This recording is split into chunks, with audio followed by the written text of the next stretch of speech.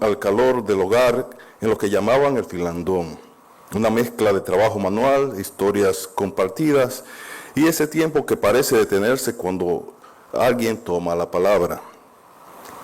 Antonio Pereira nunca salió del todo de ese círculo de confianza, aunque fue uno de los poetas españoles más precisos y un narrador de alcance universal. Siempre escribió como quien susurra una verdad necesaria al oído. Hoy no vengo a hablarles de una literatura de biblioteca o de estandartes polvorientos, sino de una estrategia de consolación, de una tregua de consolación. Vengo a hablarles de un autor que descubrió que bajo la anécdota más sencilla de un pueblo o de un viaje, late el misterio de lo que significa estar vivos.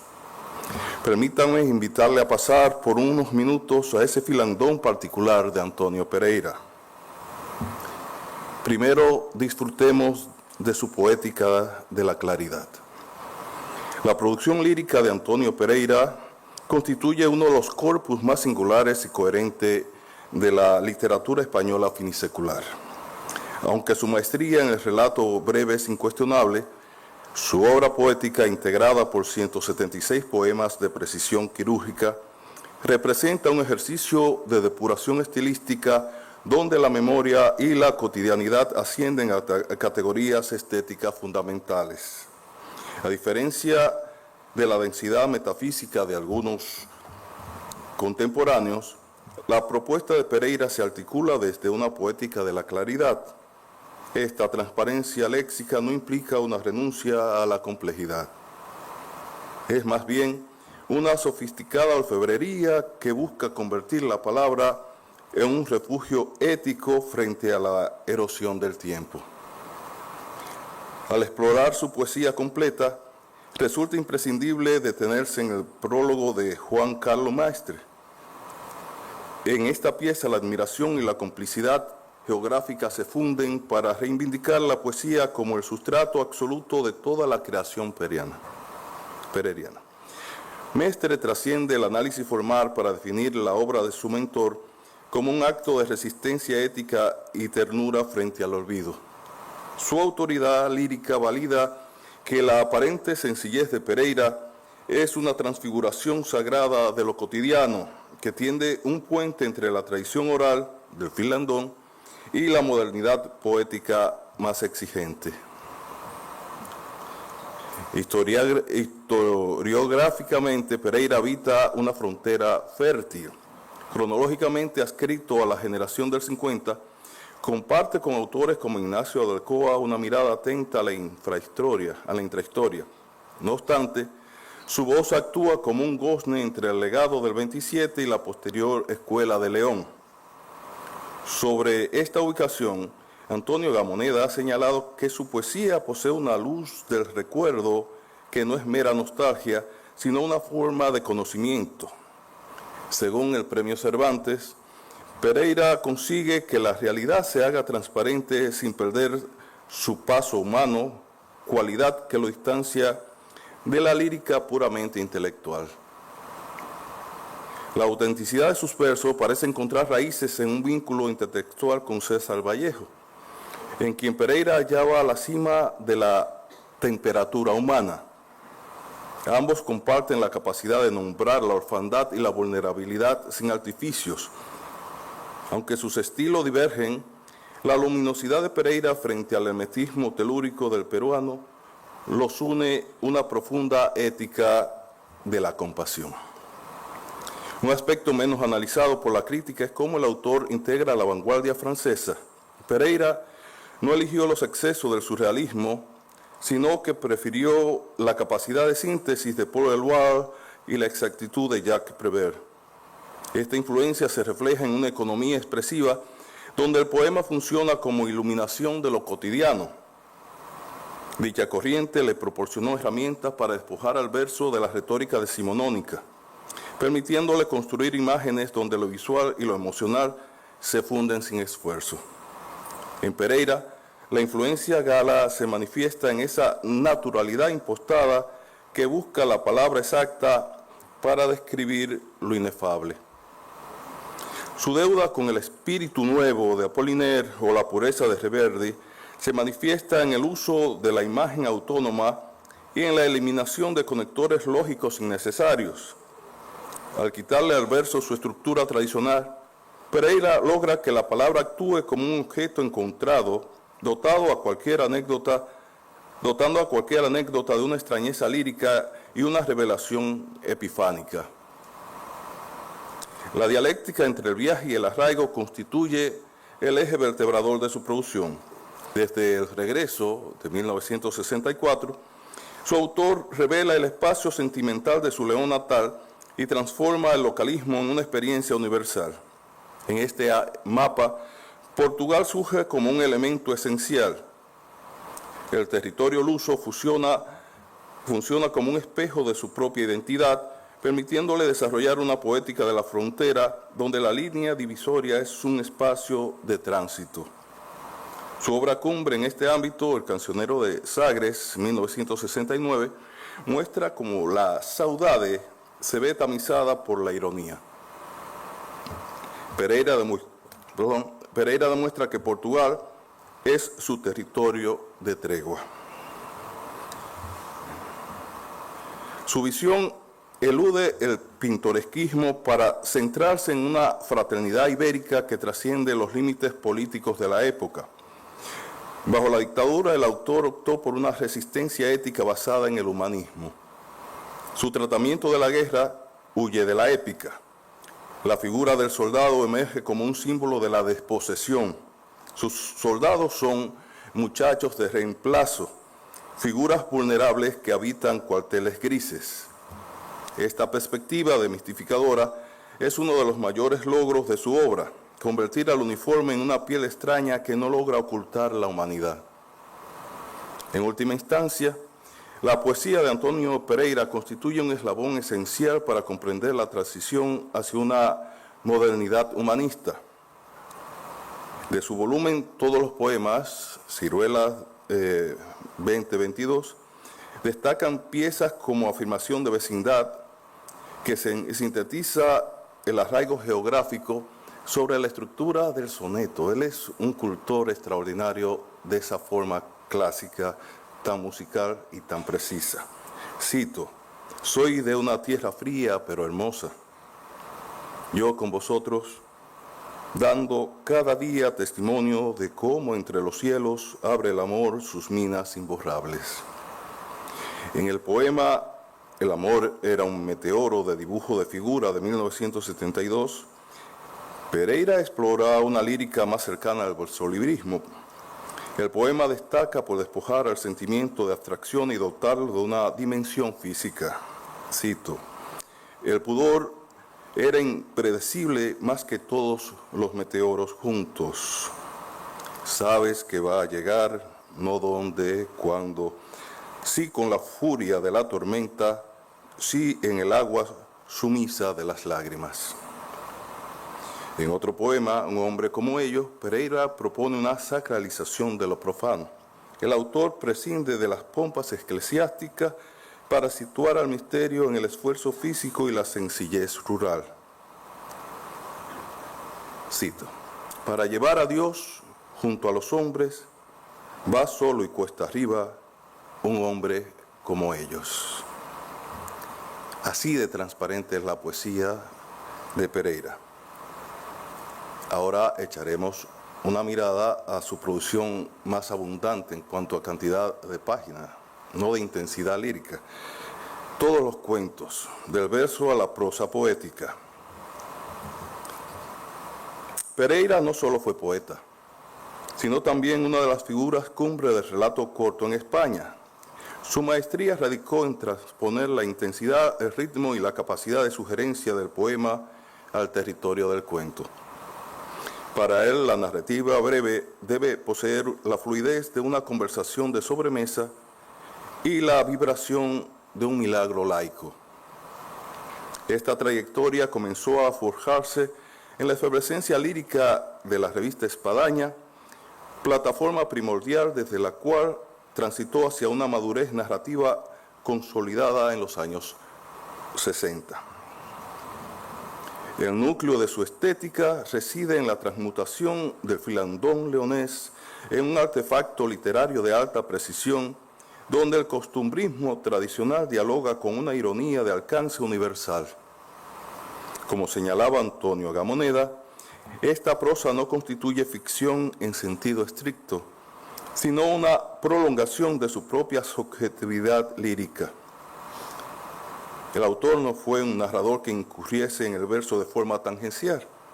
Fue un poeta que decidió volcar la potencia de la lírica en el relato.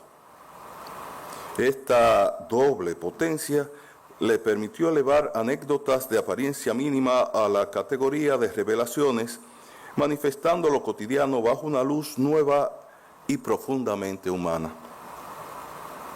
Durante los años 70, Pereira marcó una distancia crítica frente al realismo social imperante. Con la obra El ingeniero Balboa y otras historias civiles, inauguró una etapa de audacia formal orientada hacia profesionales de clase media y técnicos confrontados con la modernidad. Esta perspectiva se tornó más íntima en Historias geniales del amor, volumen donde el deseo es abordado desde una ligereza pícara y cómplice. En ambas obras, la precisión léxica es absoluta. El autor pesa cada término en su balanza de orfebre hasta alcanzar una musicalidad cercana al romance. A través de este virtuosismo, su prosa despliega una sátira sutil que desarma las conversaciones burguesas, eludiendo con maestría cualquier tentación didáctica o moralina. Hasta finales de los 80, la voz de Pereira alcanzó una transparencia cristalina. En la obra El síndrome de Estocolmo, la ironía opera como un escudo para sus personajes, permitiéndoles reconciliarse con sus propias limitaciones. Esta mirada se expande en Picasso, en El desván, donde explora la sutil aleación entre arte y vida provinciana, convirtiendo los cuadros ocultos en metáforas de existencia rescatadas del olvido. En estas páginas, el humor se erige en un recurso lírico que demistifica lo cotidiano y avanza esa distancia de seguridad tan propia de su producción. Esta madurez cristaliza en Las ciudades de Poniente, obra magistral que mitologiza la geografía compartida del Bierzo y Galicia mediante una luz poética proyectada sobre lo cotidiano. Con todo, su registro elude la complacencia, como después demuestra en el cuento Obdulia, un cuento cruel.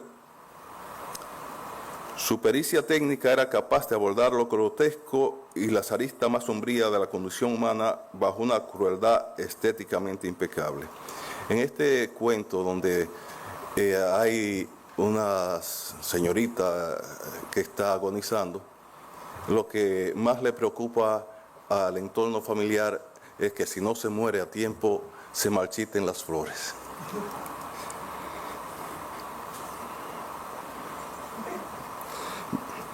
Más allá de esta evolución cronológica, el universo de Pereira prefiere los destellos de pasión antes que los idilios del amor romántico tradicional. Contra la monotonía de la rutina, el azar irrumpe como un resorte poético. Sus tramas rozan una picaresca elegante que salpica por igual a sacerdotes, monaguillos y monjas, algo evidente en miniaturas magistrales como La violinista, un cuento brevísimo pero sumamente interesante que vi que él planteaba incluso como poema. Frente a quienes tildaban este levísimo relato de mero esbozo, el autor lo defendía con orgullo como texto completo. Esta radiografía de los estamentos aristocráticos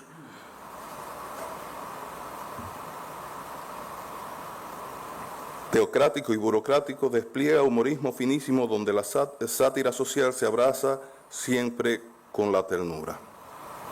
Asimismo, Pereira desdibuja los cierres convencionales para ofrecer remates abiertos suspendidos en una atmósfera de sutil ambigüedad. Dentro de esa libertad estructural, cobran especial relevancia los relatos donde el autor teoriza sobre el propio arte de narrar, ejercicios de autoconciencia literaria como el protagonista, Un cuento interesante donde las fronteras de la identidad y la ficción se diluyen de manera brillante. Esta vocación lúdica se expande en una geografía cosmopolita que abraza tanto sus vivencias reales como su célebre encuentro con Jorge Luis Borges en Argentina, como sus sofisticados juegos apócrifos, cuyo ejemplo más nítido es el relato Truman Capote cuenta un cuento. En todas estas piezas se manifiesta la precisión de un orfebre cuya brevedad extrema no delata una falta de aliento narrativo, sino una rigurosa destilación de la palabra que, al despojarse de lo superfluo, convierte la elixir en la máxima cómplice del lector. Esta singular propuesta se inserta plenamente en la corriente lírica y mágica del noroeste español, donde traza estrechas afinidades estéticas con creadores como Álvaro Concuero y Elena Santiago. Si bien coincide con el maestro mindoniense al elevar la rutina diaria a una dimensión mítica y fabuladora regida por la tradición oral, Pereira sintoniza con la autora leonesa en esa sensibilidad íntima y en el despliegue de una prosa rítmica de honda pulsión poética. Juntos acotan una geografía literaria donde la lluvia, la memoria y el paisaje compartido del noroeste trascienden el mero telón de fondo decorativo para erigirse en personajes vivos y motores del misterio cotidiano. La biografía de Pereira constituye en última instancia, el verdadero filón de su escritura. La aparente trivialidad de los días, la cultura gastronómica, el elogio del buen vino, las tertulias de cantina y la rica tradición oral leonesa configuran el escenario ideal para unos personajes pintorescos y socarrones, tipos humanos inolvidables que cautivan tanto por su ingenio verbal como por su inesperada y conmovedora hondura nacida de su propia sencillez. Así lo declaraba el propio autor al evocar su cuna creativa en el verso. Dice: allí somos gente dada a inventar y escuchar fábulas que no creemos, pero que hacemos como que la creemos. Frente a las tramas dominadas por el tono trágico de los conflictos bélicos o los desenlaces efectistas de la gran tradición del relato latinoamericano, la narrativa de Pereira transita siempre por senderos de sutil intimidad. A través de un juego ficcional que se expande en su propia subjetividad lírica, el autor nos introduce en los matices del paisano rural, el intelectual reflexivo y el viajero cosmopolita. En consecuencia, su narrativa breve constituye un minucioso y vital inventario de la existencia que se sitúa por derecho propio en la cima del cuento español del siglo XX. Pereira no solo depuró el género en una época encasillada entre el realismo social y la experimentación formal, sino que construyó un puente único entre la picaresca clásica y el escepticismo contemporáneo. Su obra permanece en el canon como el testimonio definitivo de que el universo entero puede condensarse de forma impecable en los límites exactos de una página. La obra de Antonio Pereira trasciende el mero virtuosismo estilístico para consolidarse como un compromiso inquebrantable con la verdad humana. Su mayor triunfo consistió en hablar la periferia para apelar el centro mismo del hombre, demostrando que la memoria, cuando es esculpida con rigor artesanal, se transforma en un presente continuo y vibrante. El autor nos hereda una literatura de la templanza que halla en la palabra exacta el único refugio posible contra el olvido. Su voz trasciende el acto de cantar y narrar, transfigura nuestra percepción de la realidad mediante un lenguaje limpio de artificios y profundamente compasivo. Al final, aquel filandón que cobró vida en los inviernos del noroeste español se proyecta hoy con alcance universal, con actos como este, confirmando que esa tregua de consolación sigue latente en cada lector que persigue en los límites de un verso o en los márgenes de un cuento el misterio indescifrable de estar vivo. Gracias.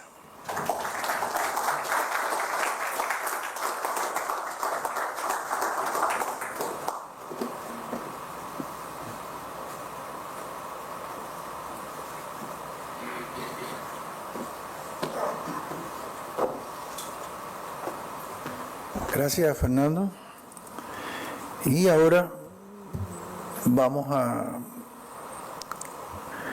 tener un momento diferente, un momento muy especial, porque vamos a tener la posibilidad de disfrutar un recital de Juan Carlos Mestre con poemas de Antonio Pereira y acompañamiento musical de Coco Pérez y Miguel Ángel Varela, a quienes invitamos a ocupar este espacio y hacerse dueños de él.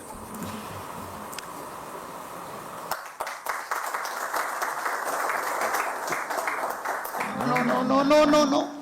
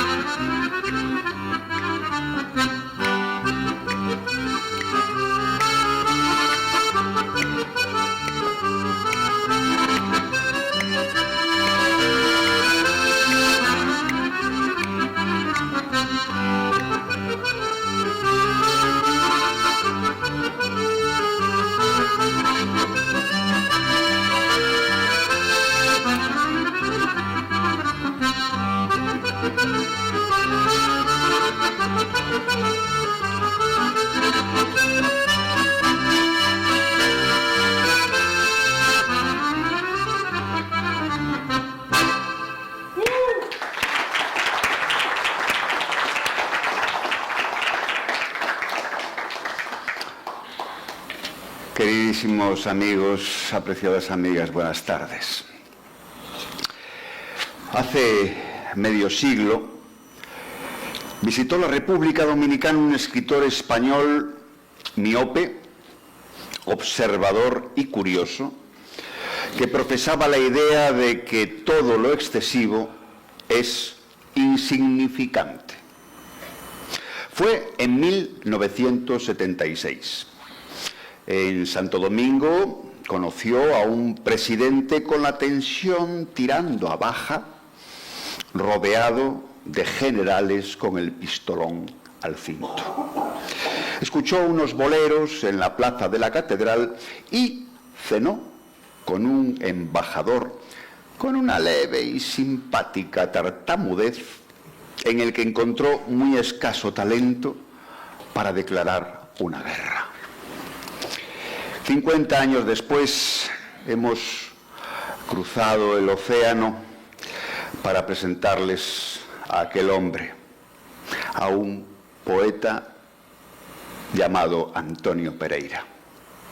Vamos a compartir un tiempo con un escritor nacido hace más de 100 años en el noroeste brumoso de la península ibérica, en una pequeña y hermosa ciudad de provincias que tiene 2 ríos, un castillo y muchas iglesias. La ciudad se llama Villafranca del Bierzo. Las ciudades de Poniente, con su melancolía declinante, esas ciudades maravillosas que tienen obispo y no tienen gobernador civil, que es la mayor maravilla del mundo. En su juventud Pereira, siguiendo la tradición familiar de ferreteros, ejerció de viajante de comercio. Lo que yo hubiera querido ser sobre todo era conductor del coche de línea. Y si no conductor, que es ya una cosa más importante, cobrador. Claro, Antonio, pero nunca fuiste ni conductor ni cobrador. En tus años mozos fuiste viajante. El viajante es un hombre que va, conoce mundo, va en los trenes, va viendo paisajes, lo reciben en fondas y bueno, si vende bien y si no, paciencia, pero verdaderamente ha sido apasionante y ese viajante está mucho en mi narrativa. Vale, bueno, déjame seguir contando. Antonio Pereira viajó mucho a lo largo de su vida. Conoció las principales capitales europeas, llegó al Nepal, estuvo bailando con una rusa en Moscú, esto ya se lo contamos después, anduvo por Egipto, Canadá, Puerto Rico, en Argentina paseó con Borges y en Brasil conversó con Ledo Ivo, en fin, conoció mundo. La gente de mi pueblo, los de Villafranca del Bierzo, somos gente generalmente aventurera y viajera. Sí, es verdad, Antonio, sí, es cierto, pero tú fuiste más viajero que aventurero. En fin, toda historia tiene su principio. Oigamos el principio de la historia de Pereira. Vamos. Antonio, el principio. Es a mí.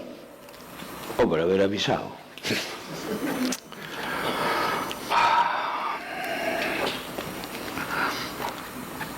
Qué gente.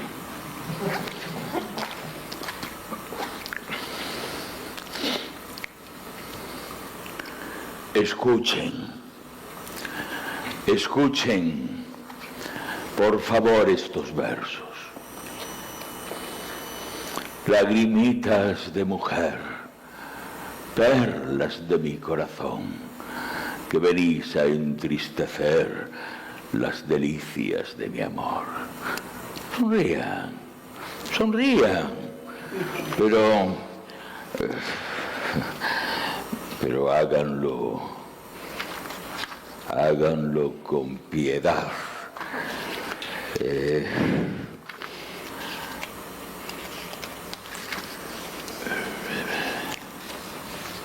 Pues bueno, alguien me ha cambiado los papeles una vez más. Sí, bueno.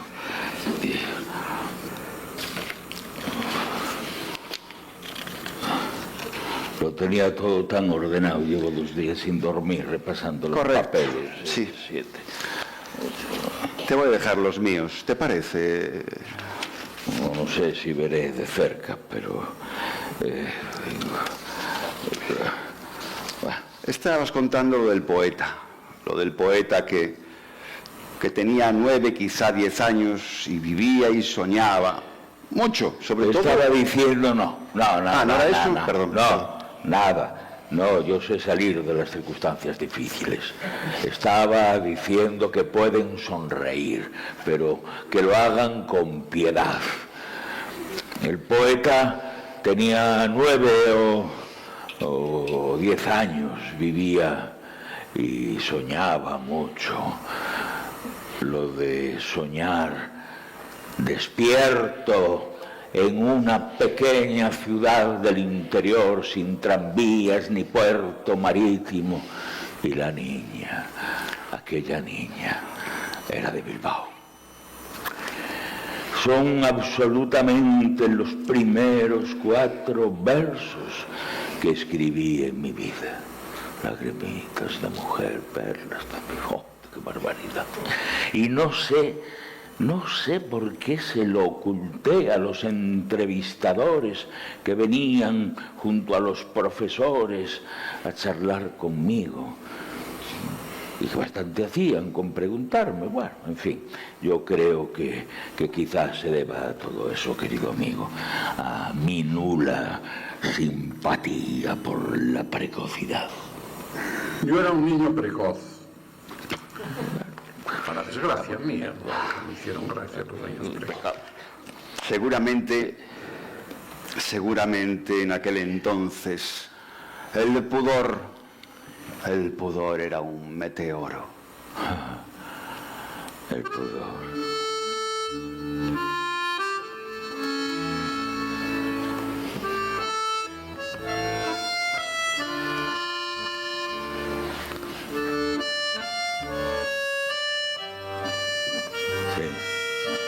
El pudor era un meteoro.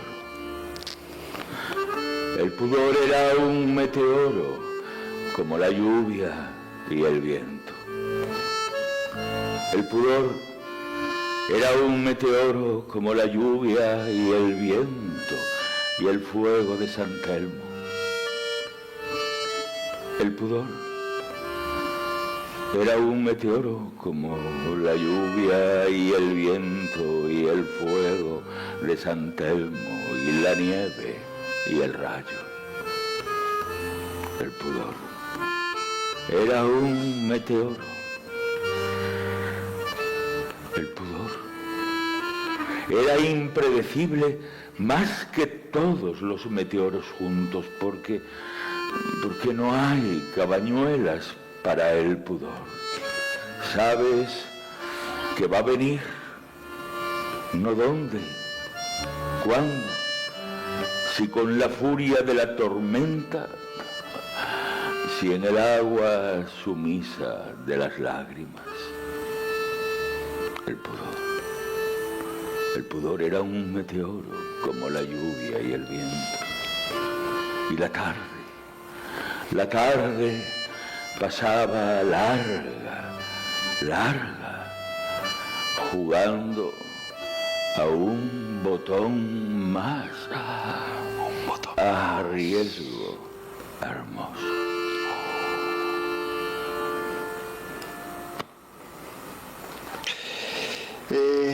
Yo creo que en aquel momento tendrías ya 30 y tantos años, ¿no?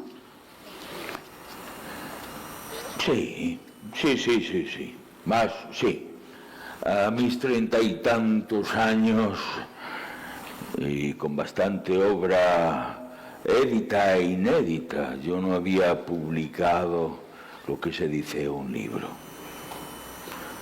El primero, El regreso, salió en aquella legendaria colección Adonais en 1964. Sí, era mi primera comparecencia ante la crítica. Y seamos claros, no todo fue agua de rosas. Es cierto, pues, que porque algunos reproches sí que te hicieron. Más de uno. Se me reprocharon los prosaísmos, las caídas en lo coloquial, lo coloquial, y la atención a detalles nimios del entorno diario. Concretamente, me riñeron por El pequeño tren. El pequeño tren es un poema que a mí me gustaba entonces y que coño me sigue gustando hoy. Pues lee. ¿Por qué no lees entonces El pequeño tren? El pequeño tren. El pequeño tren.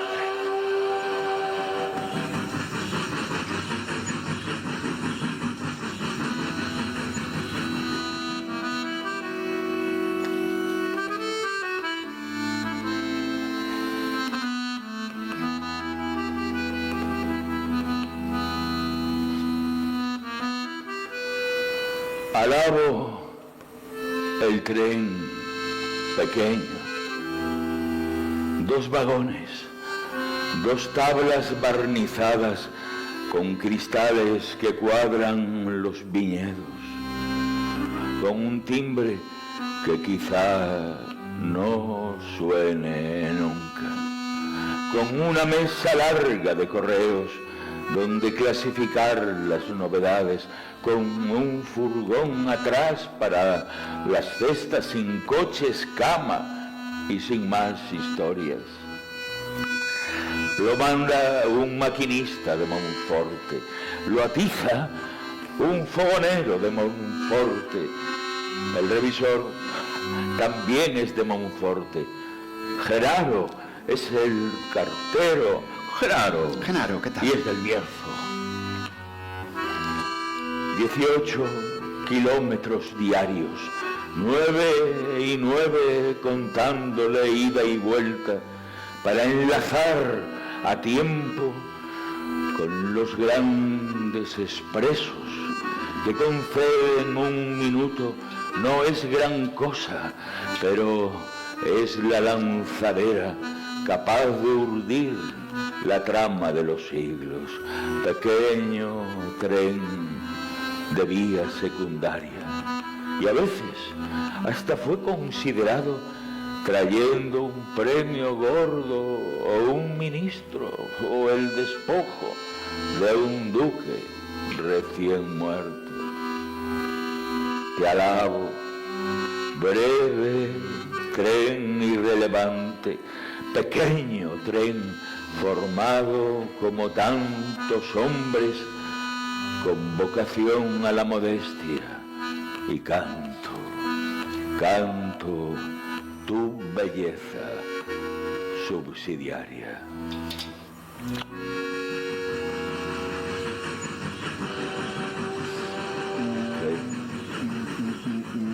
¿Y París? ¿Y París? Pensaba que no me ibas a preguntar de París. Me acuso de que en París se iba a espectáculos vergonzosos, a espectáculos indecentes, de que también en Tánger, conocí buenos hoteles, con imprudencia aposté en el camino de Estoril, menudo casino. Me gustaba aparentar, pero en el fondo mantenía la conciencia de mis orígenes y me corroía la pesadumbre de mis paisanos, de los montes ásperos y los caminos imposibles. París, en fin. Después del regreso me pareció urgente, más que urgente, escribir para ellos, por ellos, un canto de alivio y de esperanza, y que eso era lo que mandaba entonces la ética, la poesía necesaria. Escribí entonces del monte y los caminos. No sé, a lo mejor me equivoco, pero a lo mejor soy el único poeta de España y quién sabe del mundo que tiene un poema a la ferretería, concretamente. Por la ferretería familiar de Villafranca pasan los vecinos del monte a comprar y cantar. En aquel bosque de metales, Antonio escucha historias y oye vidas que su imaginación va completando. Cuando descanso los ojos y voy flotando en el sueño, lo que escucho todavía es el sonido del hierro. Ferretería.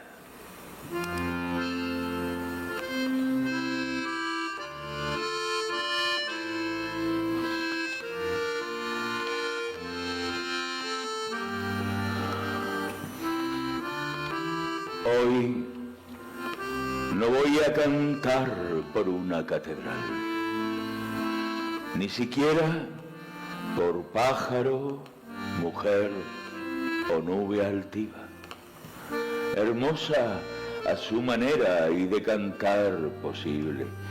Si la mira el amor, es la ferretería. Digo, una tienda al norte que da a la carretera, por dos puertas delgadas y por una vitrina que da al mundo, a los carros, a la pequeña historia de la gente sufrida. De la gente sufrida, porque decidme, ¿quién compra las herramientas si pueden? No pañuelos bordados de batista para las manos duras, para la tierra dura. No las tazas a juego de porcelana fina. ¿Quién toma los alambres y los comprueba a pulso hasta saber su fuerza oculta y recocida? El filo de las hoces siempre desconfiando y las dulces navajas de adentrarse en las viñas. Y los clavos, decidme, los clavos, ¿qué parroquia van a tener si no es la gente sometida que va por los caminos con hierro en el calzado y señales profundas de clavos más arriba? Un libro, un manifiesto, un espeso inventario, en símbolo están por las estanterías. Si se saben leer, está cabal la historia de este poco de muerte, de esta media vida. Yo sé que no resumo una fácil belleza, pero otro canto ahora, ¿de qué? ¿De qué me serviría?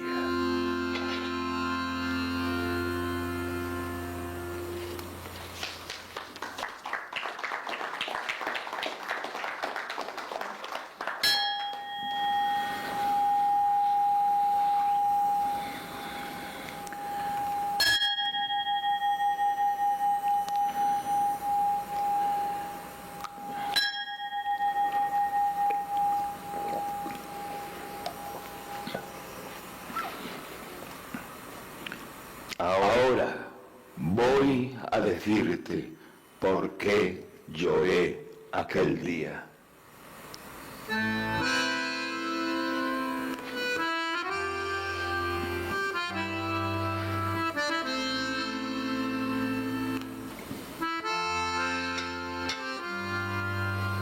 Ahora voy a decirte por qué lloré aquel día.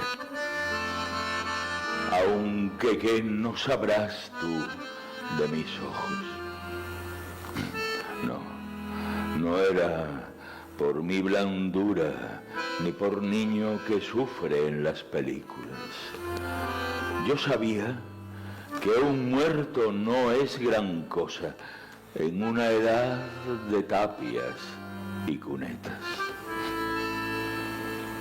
Lloré por el advenimiento afectuoso, por el primor con que lo disponían, porque tiernos lo habían cultivado hasta la madurez de la cosecha.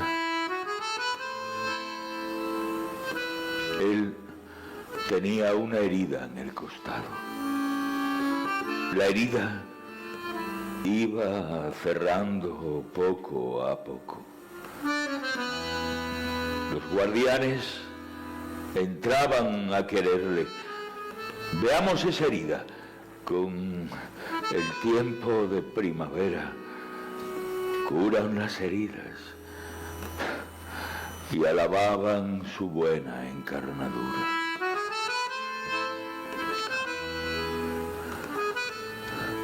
Al día en que los bordes se juntaron, siguió una noche, una amanecida. No lloré por su pena, lo aseguro. Era porque lo habían ayudado a vestirse, a calzarse, y lo peinaban con el agua más pura de las fuentes. Lloré cuando piadosos me ilustraron. Para matar a un hombre tiene que estar entero. De otra forma sería rematarlo. ¿Y la poesía? La poesía, Antonio, ¿qué es para ti la poesía? ¿Qué te parece la poesía? Es una pregunta La poesía. Es tan fácil, pero la poesía... ¿Qué es para ti la poesía, Antonio? La poesía es una emoción recordada.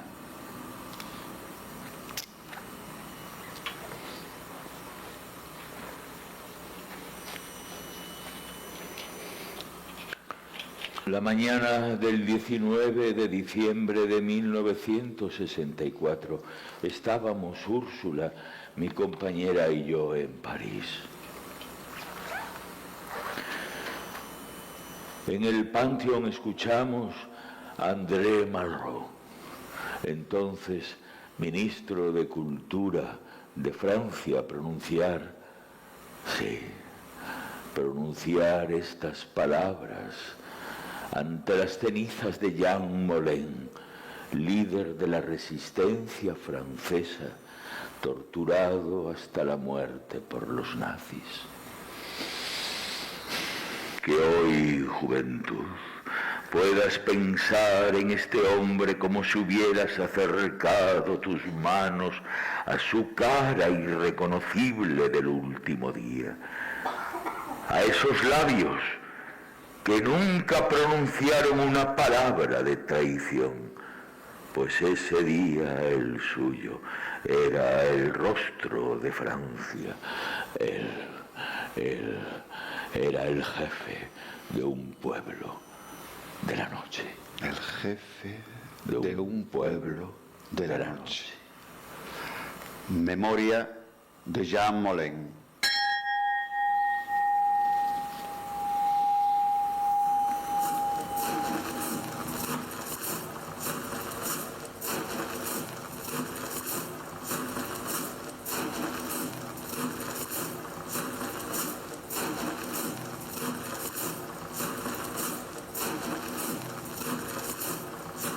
La noche era pisadas, la noche era candados, la noche era las listas, la noche era linternas, la noche interjecciones, la noche los adioses, la noche era memoria tan remota que nadie recordaba el amor, sino en lecho de esparto.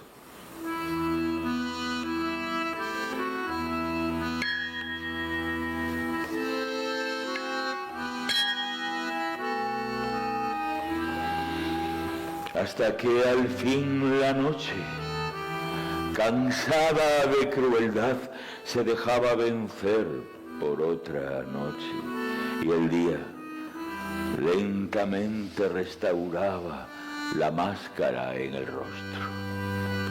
Buenos días, señora. Buenos días. Somos hombres, güey.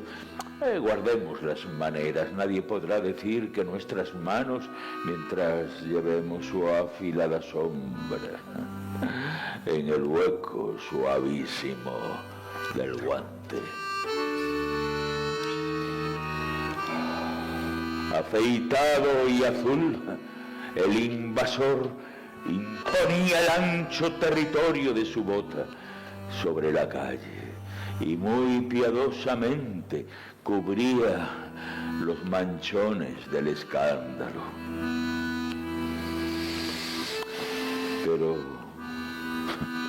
bajo la piel de las ciudades, un corazón latía muy despacio, su fuerza reservando hacia lo oscuro el músculo de un pueblo de la sombra.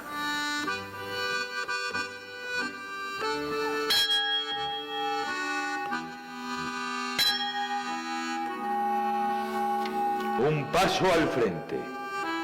Tú serás la piedra, como aquel hombre al que llamaron Pedro, este que llaman Juan, o cualquier otro nombre de salvación o de desgracia. De pronto encuentra ardiendo entre las manos una llama, y hay hombres que le siguen. ¡Qué voz oculta, qué imperioso verbo vino a nombrarlo entre la muchedumbre! Él ya no es él. Escapan al sentido todas las cosas tiernas renunciadas, pinceles, instrumentos, colecciones de deseos fingiendo mariposas. Ahora lo miran miles, le preguntan, él se mira también y se pregunta. Nadie responde. Hay que inventar el modo, el camino, la letra, el himno y la cueva feroz donde cantarlos. Era un pozo de asombro estremecido, pero como aquel Pedro, un dedo firme señala su ocasión y lo designa, y es el jefe de un pueblo de la noche.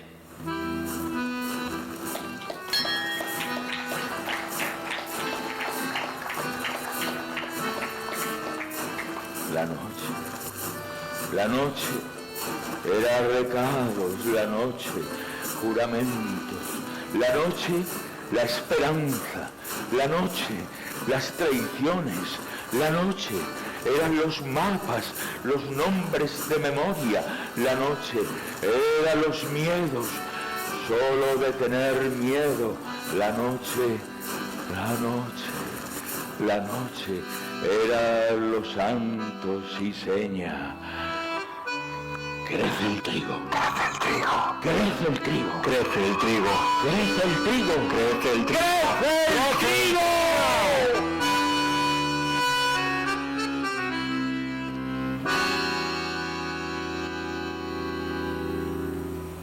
crece el trigo.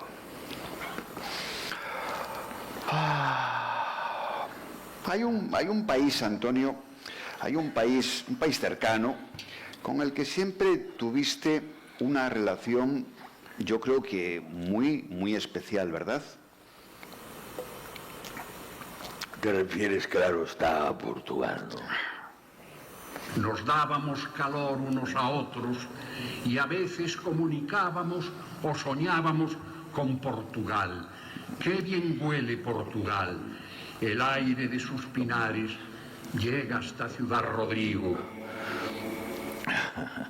Mi amor por Portugal nació muy tempranamente, cuando era un muchachillo, allí en Villafranca del Bierzo, de apenas 10 años. Llegó a mi pueblo una banda de música, de Viana do Castelo, allí un pueblo cerca del Bierzo, que tocaba muy bien, y venía con ella un muchacho y bueno, nos hicimos amigos. Luego me escribió una carta muy enfática. Excelentísimo señor don Antonio Pereira, cantor del Colegio de los Padres Paules. A fraternidade, próximo y remoto. Portugal, la frontera. Fado de la limpiadora.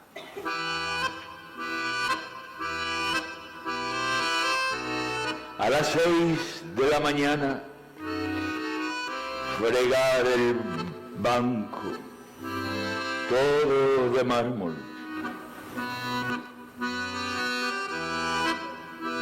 A las 10 de la mañana, fregar la iglesia, toda de piedra.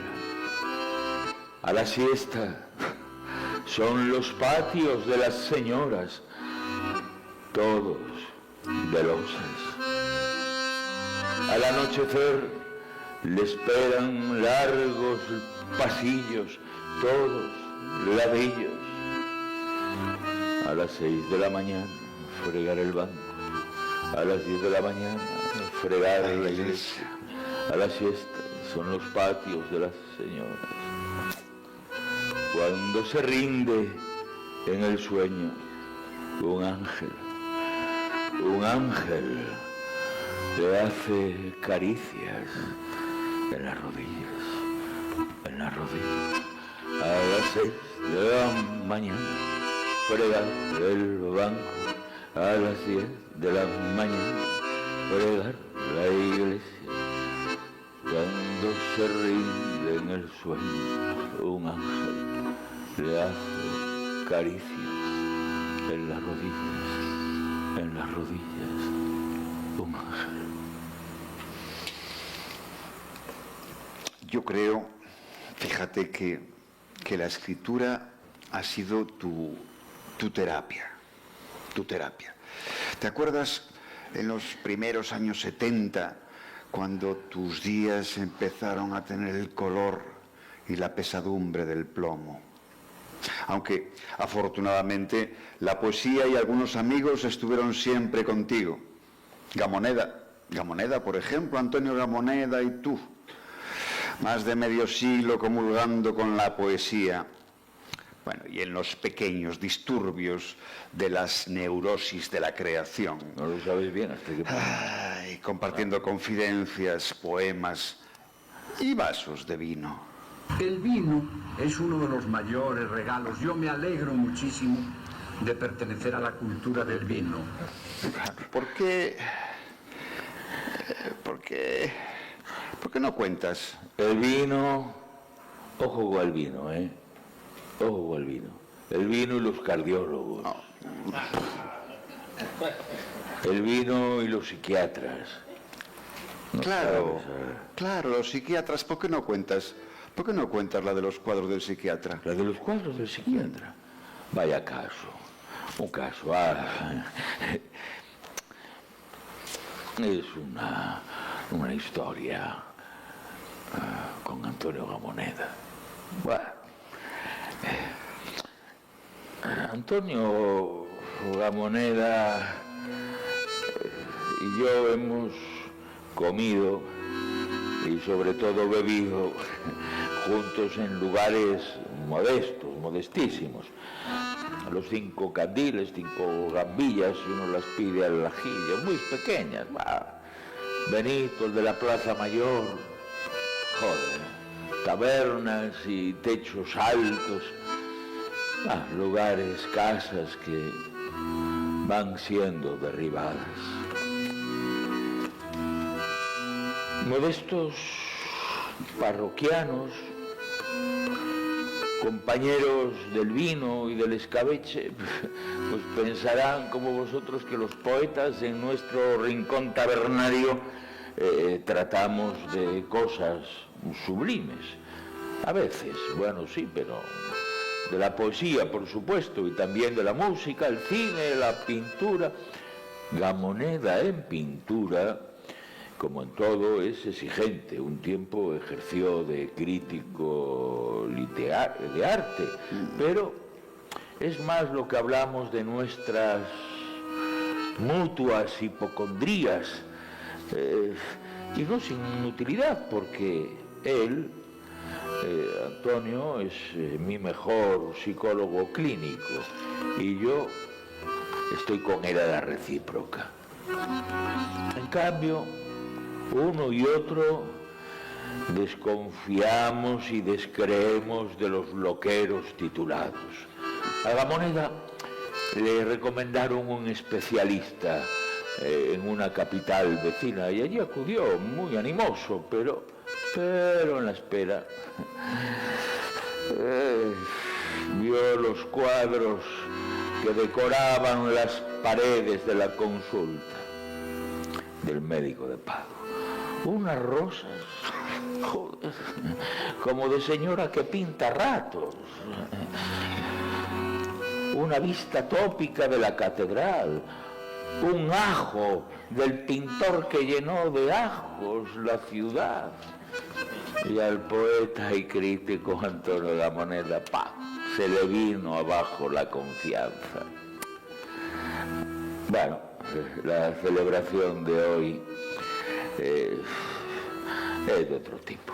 De modo que nada de miserias en nuestro ágape, que traigan otro poco de queso para este poco de pan y otra botellita de vino, el trago de vino rojo y noblote que vuelve a querer su quesito de queso manchego a media cura, y un si no es de pan, y de pan al vino, y del vino al pan, y del pan al vino, y del vino otra vez al queso, y del queso al vino, y del vino al pan. ¿Y las pastillas, Antonio? Porque claro, los dos llaman pastillero, evidentemente. Las pastillas. Claro. Las pastillas. Que les den pa'l saco, las pastillas. Hay otro poeta con el que tuviste muy buena relación. Era más o menos de tu quinta, era Ledo Ivo. Tengo un poeta amigo, muy amigo, en Brasil, Río de Janeiro. Es un gran poeta que se llama Ledo Ivo. Es de la Academia de la Lengua en Brasil. En fin, es uno de los grandes de la literatura brasileña. Sí, creo que era nordestino, de Alagoas, que tienen fama de cautos y de perspicaces. De los españoles no vamos a decir ni una palabra. Yo tenía que viajar a Río, y allí marché llevando en la cartera la dirección de quien me había tocado con la elegía didáctica, con el metal de una de sus elegías que cuento entre los poemas más memorables que yo haya leído en mi vida. Y que Ivo, Ledo Ivo, escribió con 20, con apenas 20 años. Yo creo que realmente tú nunca lo comunicaste, pero sé que has hecho versiones de la poesía francesa, de la portuguesa, alguna vez incluso de la italiana. Alguna. ¿Por qué no te estrenas hoy? Hombre, por Dios. ¿Por qué no te estrenas hoy con unas muestras de esa elegía entresacadas según tu gusto ante este público? Porque el traductor siempre es el ayudante del mentiroso. Elegía didáctica.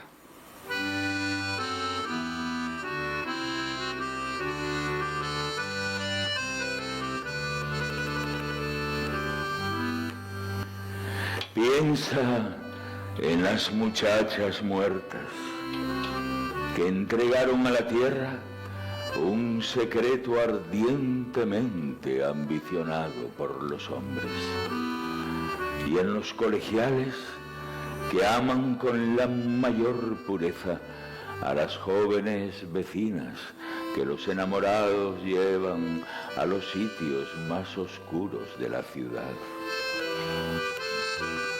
Piensa en los niños que jamás se bañaron en el mar y sueñan siempre que se ahogan.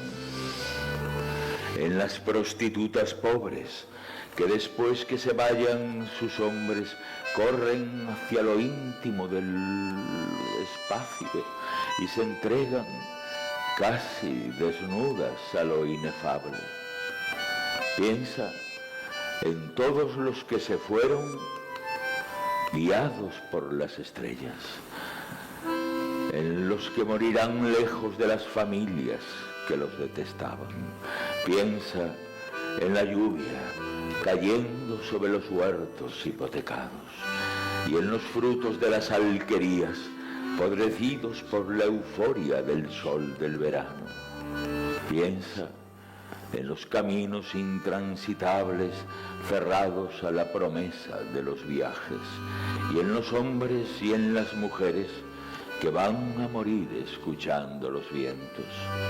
Piensa en los libros jamás hojeados, y en las lámparas no encendidas, y en la mirada de los niños abandonados al amanecer en el torno de los hospicios. Piensa en las parturientas muertas en las mesas de los hospitales, lejos de los maridos que no las amaban y desearon en secreto su desaparición. Piensa en las bocas que nunca conocieron el deseo salvaje de otras bocas y fueron envejeciendo como frutos intactos, y en los suicidas que no dejaron una carta por falta de papel y de lápiz. Piensa en los desaparecidos cuyos retratos espantosos aparecen en la última edición de los periódicos. Piensa en los muertos, sobre todo en los desconocidos muertos de la guerra que se quedaron en cementerios ilocalizables, y piensa también en los vivos que ignoran los cementerios donde reposarán un día.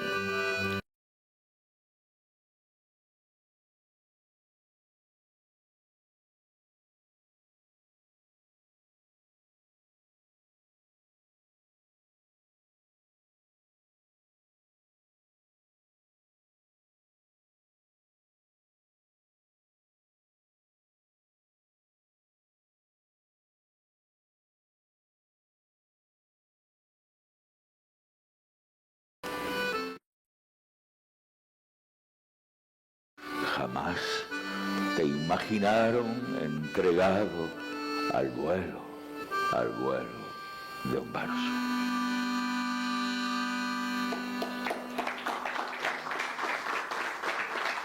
Bueno, Yo creo que sin dejar de componer y de publicar poesía empezaste a cultivar la narrativa breve, yo creo que con cierto éxito, ¿no?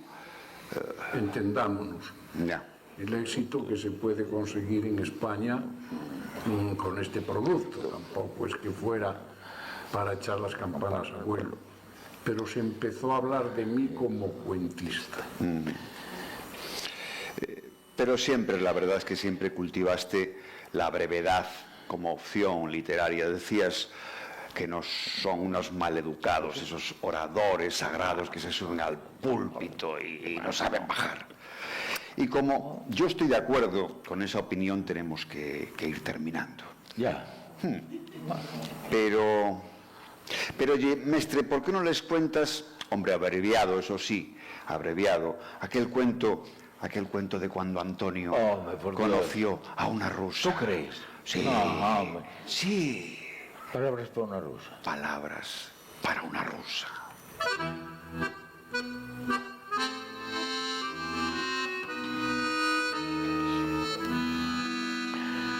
Bueno, esto le pasó a un poeta de León que fue a Moscú.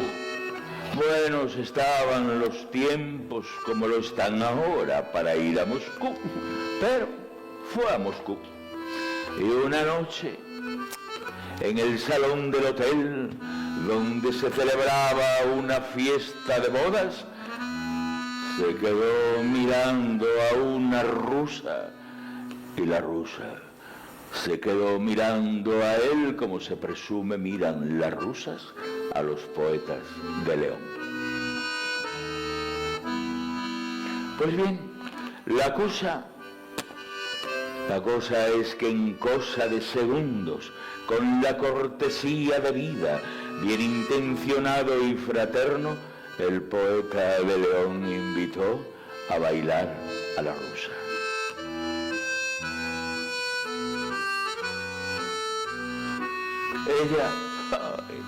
Ella llevaba un vestido sedoso y negro, modesto pero distinguido. Lo que suelen llevar los poetas de León, gafas de pasta y una camisa a rayas, como los presidiarios del penal de la melancolía. A él le bastaron los primeros pasos para saber que la mujer era falsamente delgada, honesta y probablemente sensible, como probablemente lo sean todas las rusas.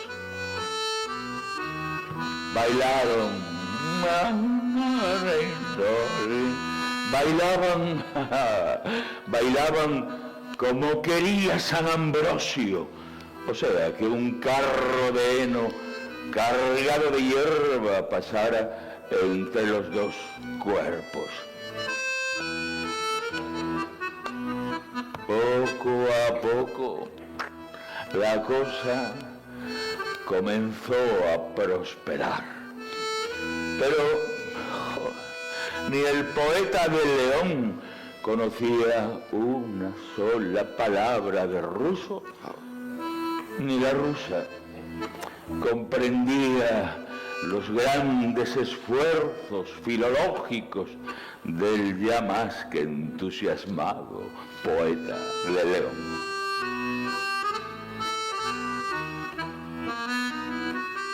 Pero lo que no se le ocurra a un poeta leonés para salir algún día con un par de líneas en la Enciclopedia Británica o en la contraportada del Observatorio Romano, no se le ocurre a ningún otro bate del planeta. Así que el poeta leonés se concentró en el hálito que desprenden algunas palabras y sin dudarlo un instante se puso a recitarle la salve, que era la única oración que recordaba de cuando era monaguillo y bueno.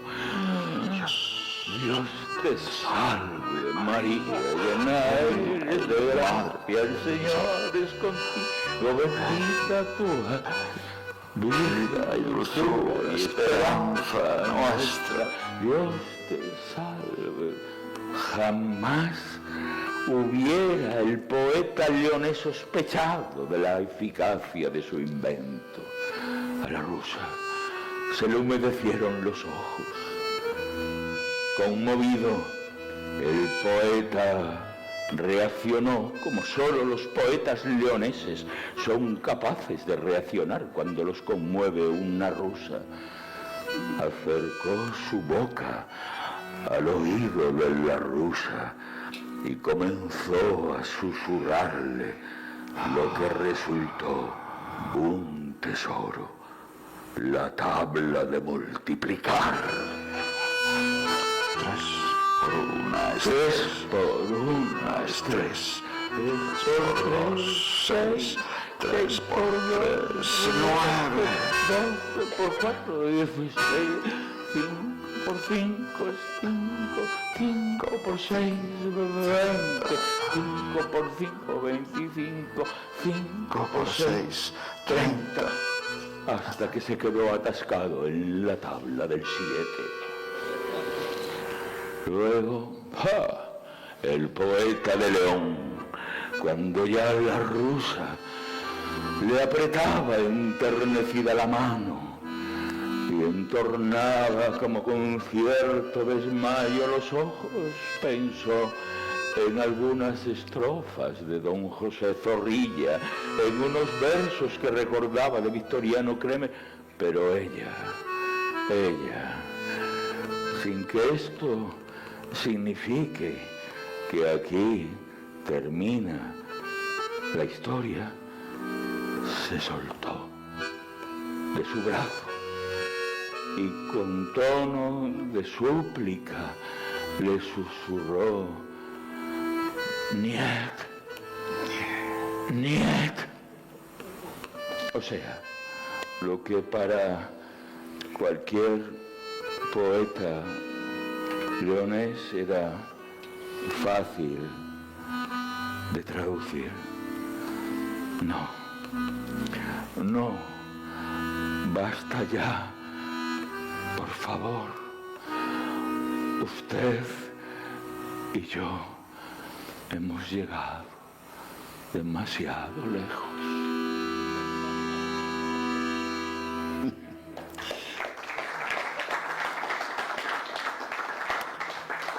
¿Y qué otros diálogos iluminadores encontraste en la literatura americana? Bueno, hablemos de un Borges. Oh. Siento no tener sombrero para descubrirme al pronunciar su nombre. Para mí es el mejor cuentista en términos absolutos de la lengua castellana, el inventor de un género nuevo. El suyo, Pereira, podría ser un apellido de judíos portugueses. No quisiera que se ofendiese. Te dijo Borges en Buenos Aires. Yo no me ofendo lo más mínimo, pero le digo que desciendo de gente herrera, de los yunques y los martillos de las montañas de Fonsagrada. Ya. El de los 64 caballos. Exactamente, el mismo, ese mismo, el de los 64 caballos, los Pereira o Pereira, que salen en las enciclopedias heráldicas, se nos hacen algo molestos a quienes somos sus parientes de la rama pobre, y es por lo tacaños y esa manera que tienen de saludar desde encima de la montura, como si diesen los buenos días. Altos ahí encima, sus caballos, ellos descienden directamente de don Gonzalo Pereira, pero poco se parecen al antepasado dadivoso Mira, lo escribió Pedro de Bracelos, que teniendo el tal don Gonzalo 32 caballos, en un solo día le regaló todos a distintas personas. La cosa huele a invención y adorno, pero sigue la crónica con que ese mismo día los volvió a comprar don Gonzalo aquellos 32 caballos para así poder regalarlos a otras tantas personas de su estima.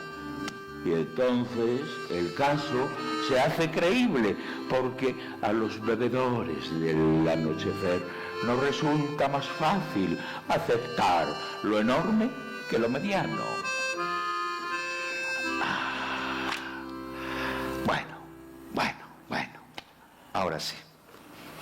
Ahora sí, vamos terminando. ¿Tú crees? Esta gente querrá acostarse.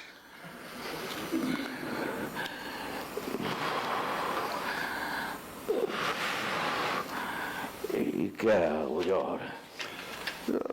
Puedes contar Porque hay gente... lo de la invernación. Es que hay gente, muchacho, hay gente que deja prevista su propia hibernación. Hibernación, lo deja previsto, Cuco, para recalentarse. Así llegue el momento en que la medicina pueda curar la enfermedad causante. Un buen montón de grados bajo cero deja tieso en el acto a un ciudadano de Málaga. Bueno, los de León tardan algo más. Y desde ahí, con una periódica alimentación de nitrógeno, a esperar. La prórroga individual, la propina, el regalo de otra temporadita al sol. No soy partidario de poner a prueba gratuita la fidelidad de nadie. Yo nunca dejo dinero adrede para averiguar si me sisan. No vuelvo súbitamente a casa para saber si me estaban guardando las ausencias, curándome en salud.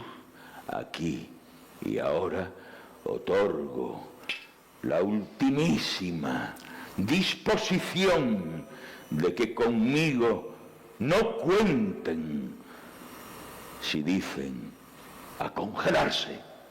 No, lo nuestro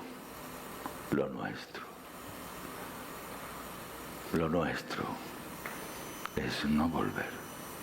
Señor, quédate y cuida de esto, mientras voy un momento, que cualquier día no vuelvo. Señor, sufro mucho. Miro bien los grifos y el butano, y las macetas con tantas criaturas como por debajo pasan. Menos mal que no me has hecho cirujano, qué responsabilidad, o conductor del autobús escolar. Sufro mucho, señor. Es una confesión de mis aprensiones. Oración.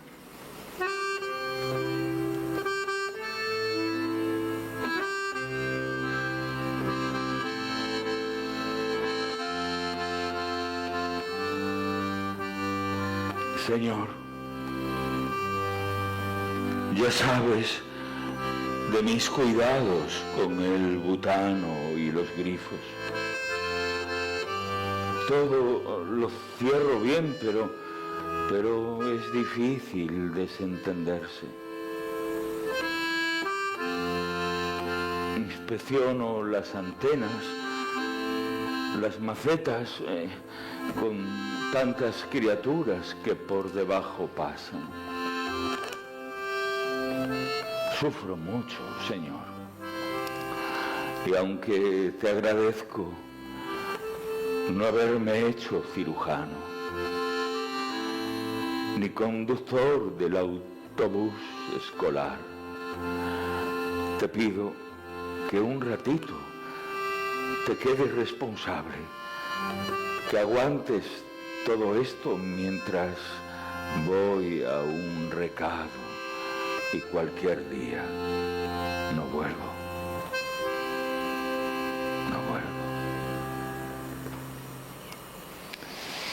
como yo, antes de ser este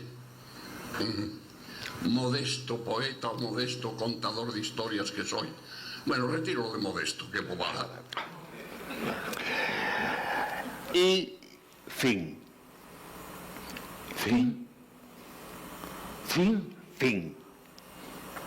Bueno, la finalidad de todo artista,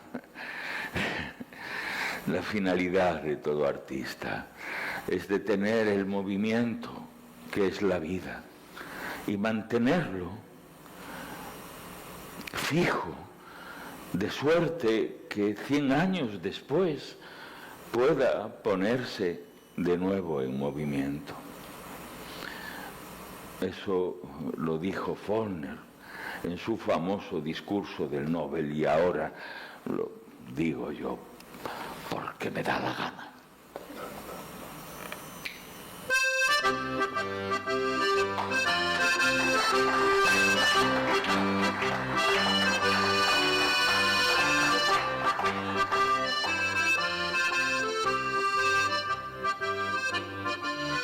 Advertido por la tendencia jubilar del boletín oficial del Estado, y más aún por el mareo dulce de las vértebras cuando vacilo en los pasos de cebra, me aplico disuasor contra mi centenario. Fuera horrible la mañana de junio del 2023, y un alcalde de limpio puede que algún sobrino, evocando mis versos en estrofas constantes, en estrofas constantes, en estrofas constantes, advertido.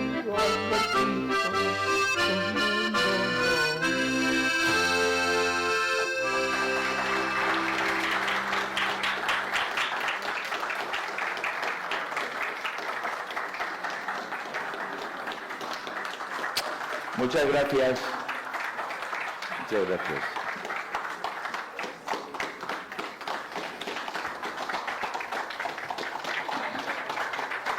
Antonio Pereira, gracias, amigos.